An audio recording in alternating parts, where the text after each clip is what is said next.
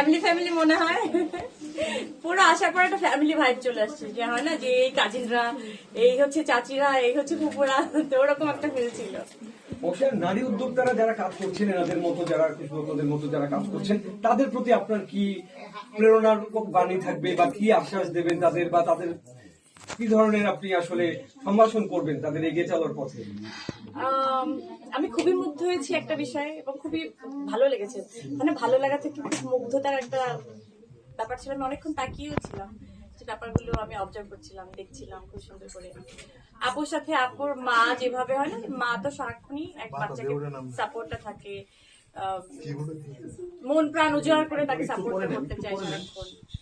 সেখান থেকে তার হাজবেন্ড যেভাবে তাকে সাপোর্ট, মানে তার হাজবেন্ড হচ্ছে তার সেকেন্ড হ্যান্ড আর কি, হ্যাঁ, যে রাজীব রাজীব এটা করো, রাজীব এটা দাও, রাজীব সেটা দাও, রাজীব এটা আমি পারছি না, রাজীব এসি দাও, মানে হচ্ছে না। আর উনি সারাক্ষণ এই ব্যাপারটার মধ্যে যখন থাকে, এমনি গ্লো করছে না।